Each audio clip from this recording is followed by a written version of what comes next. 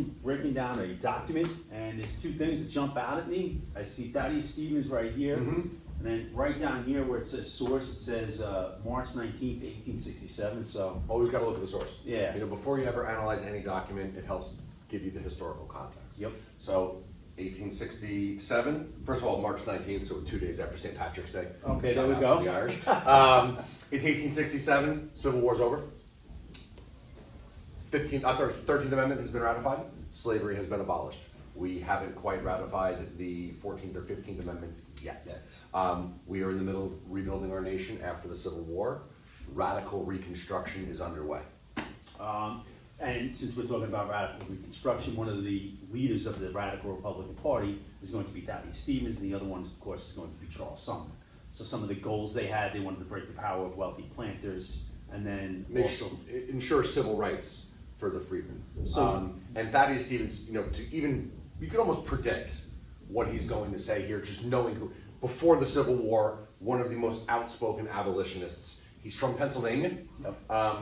Go way back in time. Pennsylvania was founded by the Quakers. Yep. You know, who believed in equality. I don't know if he specifically was a Quaker, but that idea was passed down, and Pennsylvania is one of the first states to abolish slavery in the United States. So given the time period, given his politics, given his background, I'm gonna almost like anticipate he's going to be mentioning something that's gonna advocate for freedmen. And helping out in some way. Which is interesting because, you know, right around this time, you have Andrew Johnson, who is the president. Does not want to Right. help them. He's trying to help out poor Southern whites. And what do we know that he's done? You know, he vetoed the Freedmen's Bureau. Multiple times. Yeah, at least twice. So let's break this down here. So Thaddeus Stevens, as we mentioned, was a member of the House of Representatives from Pennsylvania.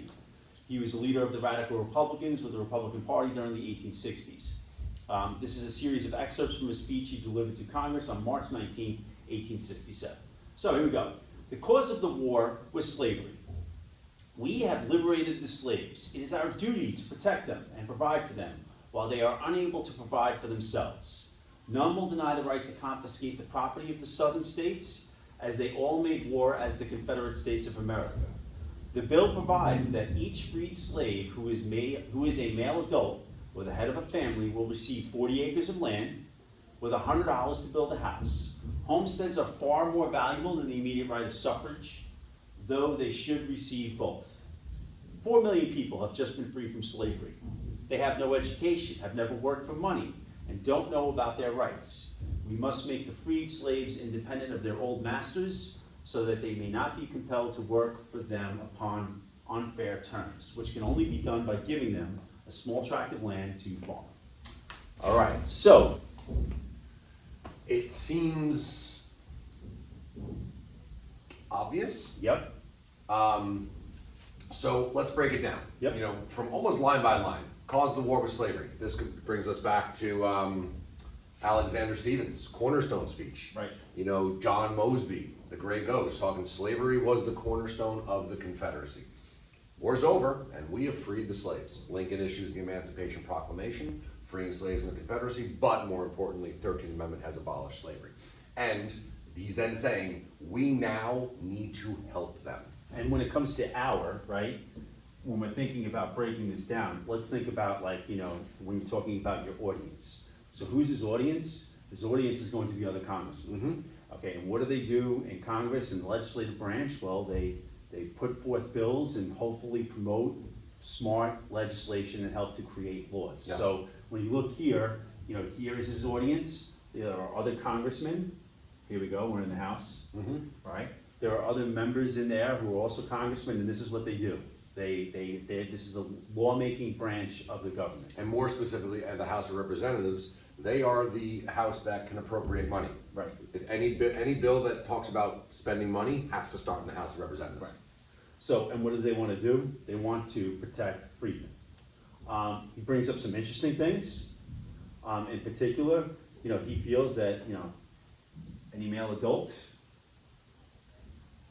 freedmen will receive $100, 40 acres of land. Land. Yeah. You know, Thaddeus Stevens recognizes the single most important need that the freedmen are going to have is their own land. 40 acres. Now, an acre is roughly the size of a football field. Yep. You know, to put context into our students, Sure. give them a visual.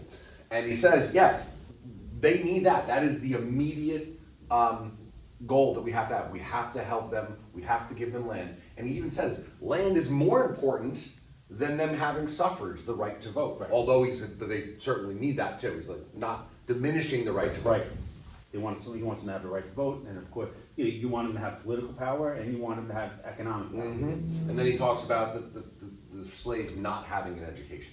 They can't help themselves right now. That's the purpose of the Freedmen's Bureau, is to educate them.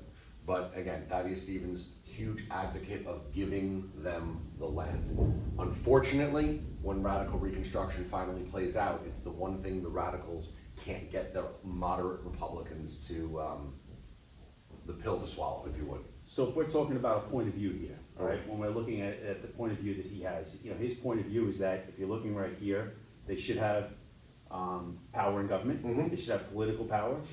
He's also trying to give them their own economic power as well by giving them land and then of course $100 to get a new Star on. Yeah, like my sister was like $100. They can't even buy me like a quarter of a PS5 or whatever. Right. But when we talk about inflation and everything, that is a couple $1,000. It's about 2,000. Yeah. We're getting that, right? But I mean, again, when you're looking at what you can do with land, and you're not looking at of having a mortgage at this point. But this is a good way to kind of get started off on this. Anything else you want to include in here? We got our purpose. We got our audience. All right, good. Thanks for watching.